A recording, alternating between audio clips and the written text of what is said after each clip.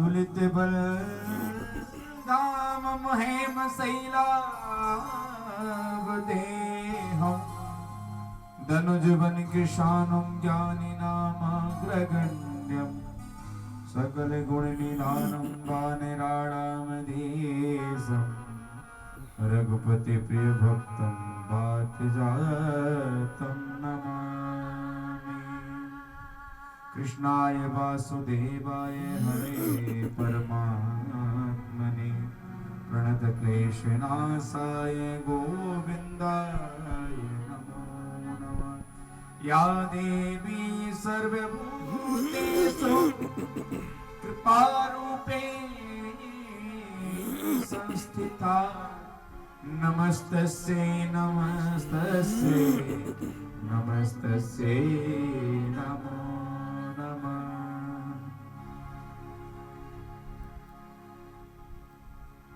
बड़े प्रेम से बोलिए श्री वृंदावन बांके बिहारी लाल की जय हो। प्रिय भक्तों, जिस व्यक्ति ने इस जीवन में आकर दान धर्म नहीं किया उसका भी जीवन व्यर्थ है।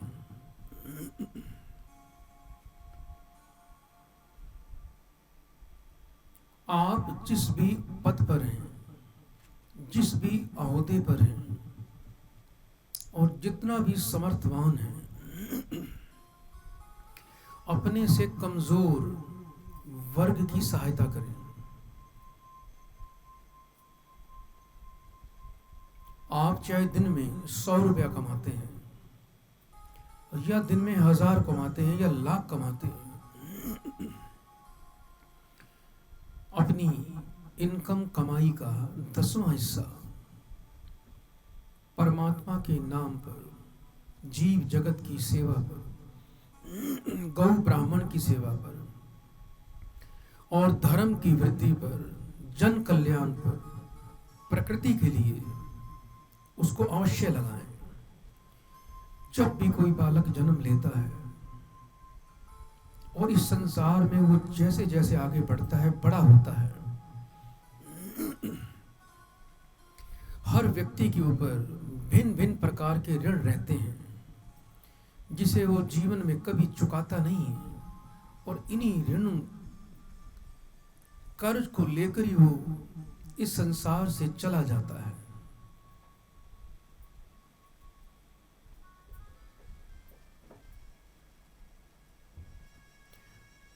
जो प्रकृति है, जो देवता हैं, वो आपसे कुछ मांगते नहीं हैं। यदि हमें बिना मांगे भी यदि कुछ मिल रहा हो तो हमें उसका धन्यवाद करना चाहिए।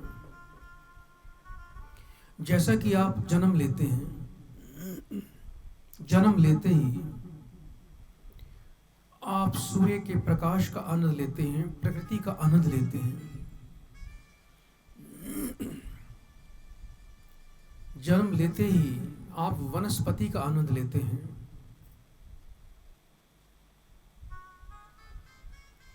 आप ऑक्सीजन का उपयोग करते हैं।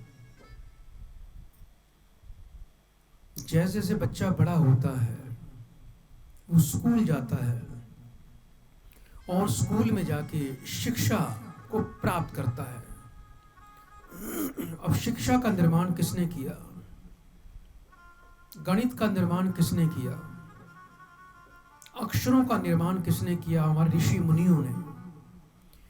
तो जितना भी आज तक कोई छोटे से छोटा व्यक्ति और बड़े से बड़ा पढ़ा लिखा व्यक्ति जो है वो सब ऋषि मुनियों का ऋणी है,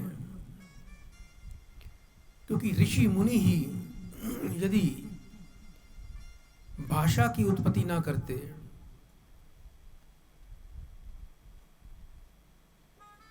अक्षरों का निर्माण ना करते, तो आज कैसे ग्रंथ बनते, कैसे हम शिक्षा को प्राप्त करते और कैसे हम संसार में अपनी पहचान बनाते। पूरा जीवन एक व्यक्ति ऑक्सीजन लेता है अपना जीवन जीने के लिए, लेकिन हमने वायुदेव को कभी भी कुछ नहीं दिया, उनका धन्यवाद भी नहीं किया। एक 65 वर्ष का व्यक्ति जिसने 65 वर्ष तक जीवन जिया हो, वो अपने जीवन में लगभग 15 करोड़ रुपए की ऑक्सीजन इस्तेमाल कर चुका होता है। लेकिन क्या हमने वायुदेव का कभी धन्यवाद किया, या वायुदेव ने हमसे कुछ मांगा? कुछ नहीं मांगा। तो ये वायुदेव का ऋण है। सूर्य के प्रकाश के बिना जीव जगत जीवित नहीं रह सकता, प्रकृति नहीं चल सकती। हम सूर्य के प्रकाश से ही जीवित हैं। ये संसार सूर्य के प्रकाश से ही चल रहा है, चाहे वो आकाश हो, धरती हो, पाताल हो या समुद्र हो। हर जगह समुद्र पे, हर जगह सूर्य का प्रकाश जाता है। उसी से ही जीव की उत्पत्ति होती है, ऊर्जा मिलती है। सूर्य के बिना हम कुछ दिन भी नहीं जी पाएंगे, लेकिन हमने सूर्य का कभी धन्यवाद नहीं किया। हम खाना खाते हैं, बिना अग्नि के खाना पक नहीं सकता। बिना अग्नि, हमारे पेट के अंदर भी अग्नि होती है, उसके बिना हमें खाना पच नहीं सकता। लेकिन हमने कभी अग्नि देव को भी धन्यवाद नहीं किया। प्रकृति जहां से हमें भोजन प्राप्त होता है, हमें रहने के लिए जगह मिलती है, हम पृथ्वी के ऊपर अपना घर बना के रहते हैं, अपने आशियाना बनाते हैं। हर जीव इसी पृथ्वी में अपना आशियाना बना के रह रहा है, चाहे वो भूमि के अंदर हो या भूमि से बाहर हो। और पृथ्वी हमें सभी प्रकार की वनस्पति देती है, फल देती है, भोजन देती है, अन्न देती है। हमने पृथ्वी माता आधार शक्ति का भी कभी धन्यवाद नहीं किया।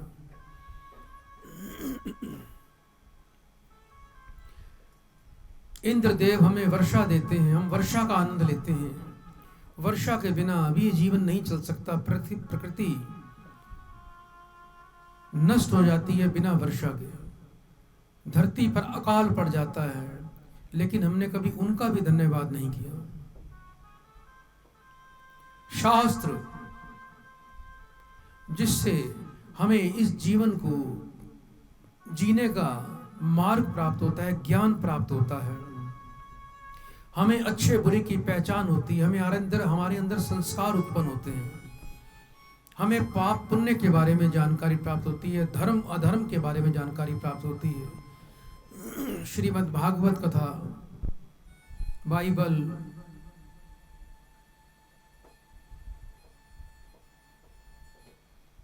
गुरु ग्रंथ साहब, तरह तरह के धर्म हैं जिससे हमें ज्ञान प्राप्त होता है। हमने उसका भी कभी ऋण नहीं चुकाया। हर व्यक्ति किसी दूसरे से लाभ प्राप्त कर रहा है।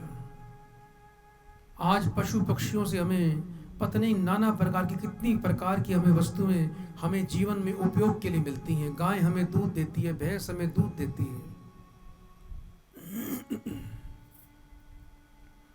कितने ऐसे जीव हैं जिनके बिना हमारा जीवन नहीं चलता। हम उनके लिए क्या करते हैं? तो प्रिय दर्शकों, प्रिय भक्तों, आप इस जीवन में आए हैं, जीवन से लेकर मरण तक आप चारों तरफ से ऋणी ही ऋणी हैं। लेकिन हम इतना स्वार्थी होकर जीवन जीते हैं, हमें भाग दौड़ के चक्कर में इस बात का ज्ञात ही नहीं रहता कि हमें अपने ऋणों से कैसे मुक्त होना है। हम इस मानव जीवन में आए हैं, हमें अपना और आने वाली पीढ़ियों का कल्याण कैसे करना है।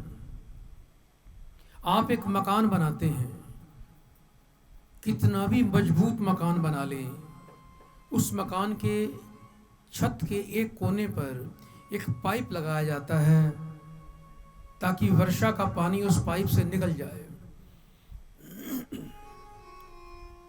और यदि हम उस पाइप को ना लगाएं, वहां पर पानी का निकालने का रास्ता मार्ग ना बनाएं, तो कितना ही मजबूत मकान हो, कितना ही आप उसमें सरिया सीमेंट डाल लें, कंक्रीट डाल लें, वो छत कुछ ही दिनों में ढह जाएगी, गल जाएगी, समाप्त हो जाएगी। इसी प्रकार हमारा जीवन है।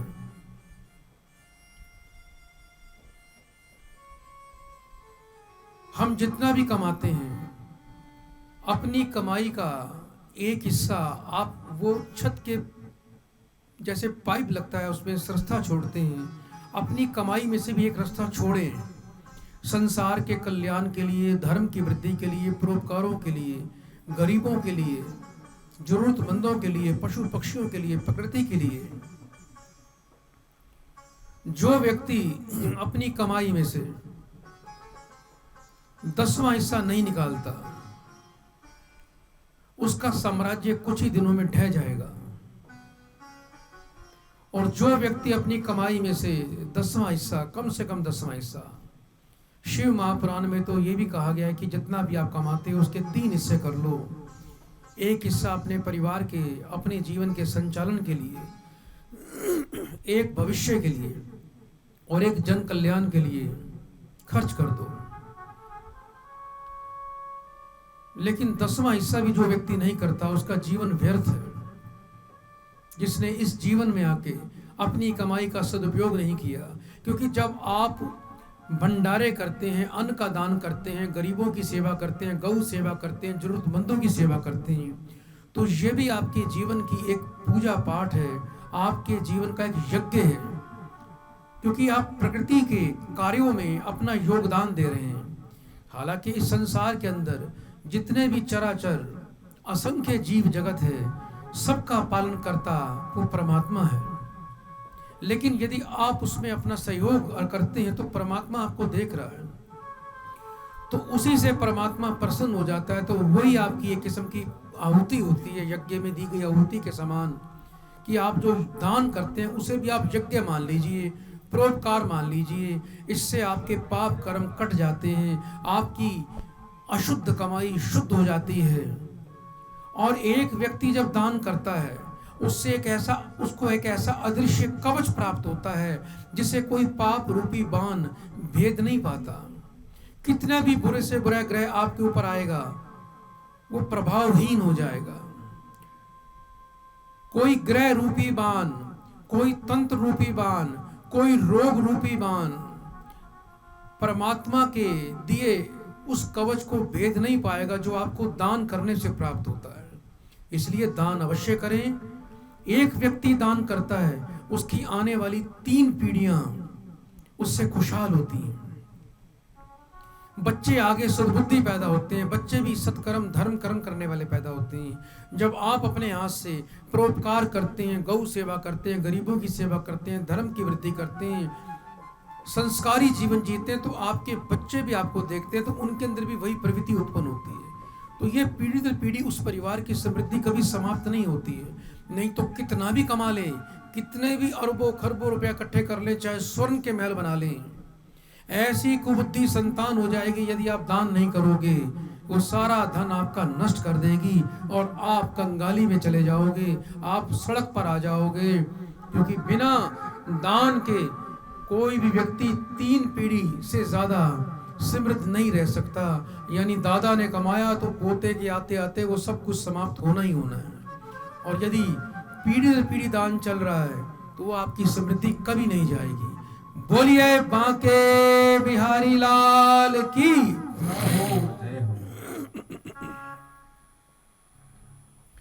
तो दान के साथ साथ भजन की भी महिमा है, सत्संग की भी महिमा है। आइए प्रिय भक्तों, कुछ राधा का नाम ले लें, उस कन्हैया का नाम ले लें और कुछ अपनी आध्यात्मिक उन्नति करके अपने मार्ग को सरल बना लें। क्योंकि जो व्यक्ति सत्संग में जाता है, सत्संग में बैठता है, भजन कीर्तन करता है, उसका जीवन तो आनंदमय होता ही होता है। लोक परलोक में भी उसको परम आनंद की प्राप्ति होती है और ईश्वर के प्रभु के चरणों में ही स्थान मिलता है। आप यदि भजन कीर्तन करते हैं, सत्संग में जाते हैं, तो जब मृत्यु होगी ना बेटा आपकी, तो आपको यमराज के वो भयानक लंबे लंबे सींगों वाले वो भयानक दूत नहीं दिखाई देंगे, आपको साक्षात वो नारायण ही दिखाई देंगे। ध्यान रखना, मृत्यु से वो डरता है, मृत्यु का भय उसको लगता है। मृत्यु यम के भयानक लंबे लंबे दांतों वाले, लंबे लंबे सींगों वाले भयानक दूत उन्हीं को दिखाई देते हैं जो धर्म से, सत्संग से दूर भागते हैं। बड़े प्रेम से बोलिए श्री वृंदावन बांके बिहारी लाल की जय हो।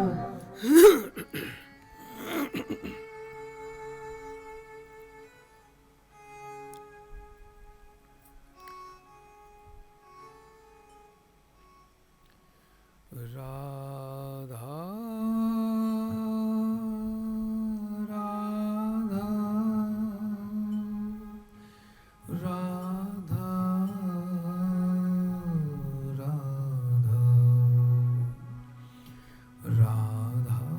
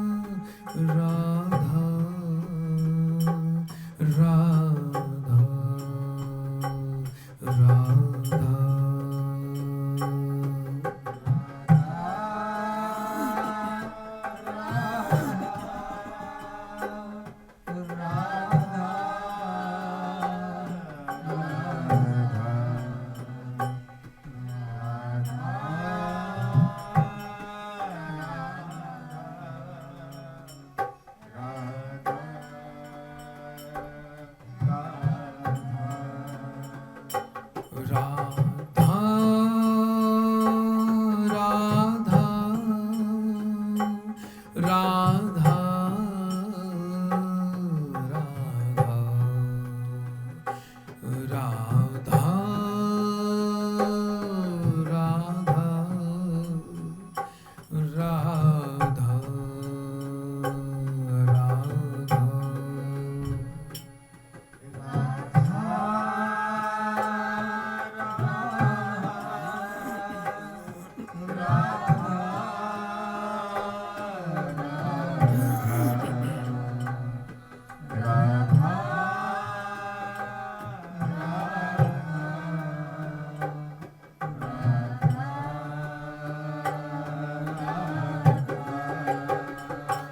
Krishna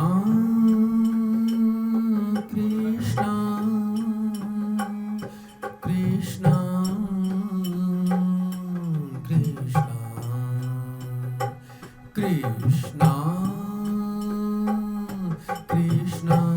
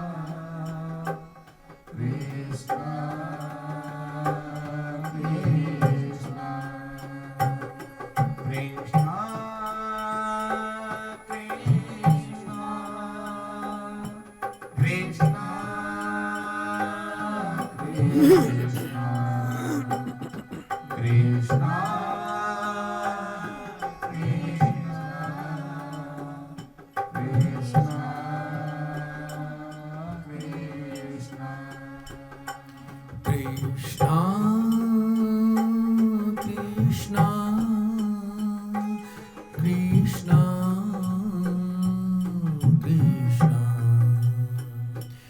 Krishna Krishna Krishna Krishna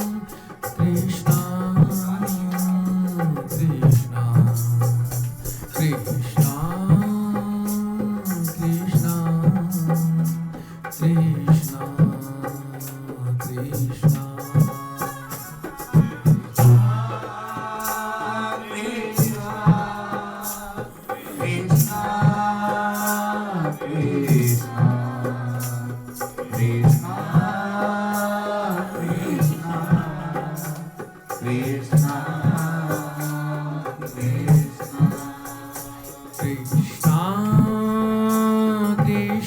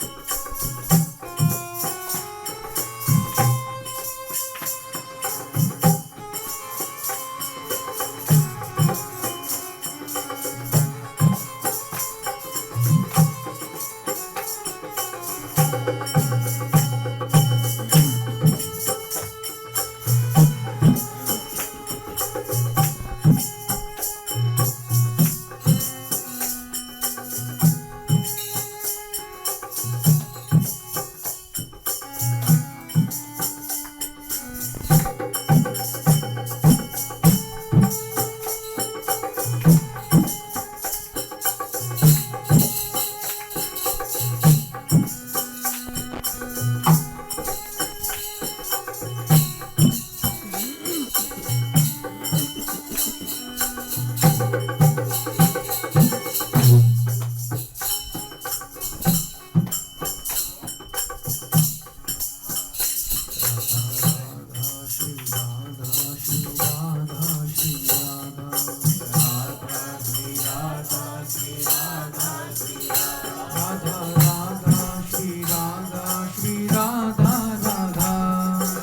Krishna,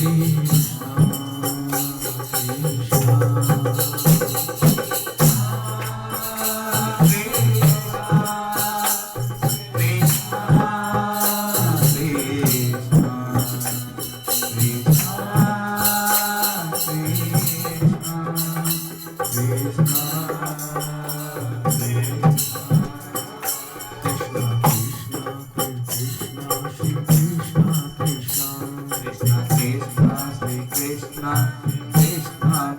Krishna,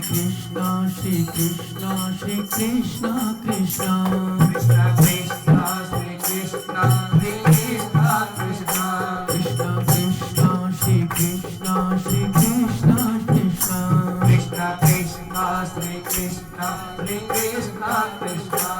Krishna, Krishna, Krishna, Krishna,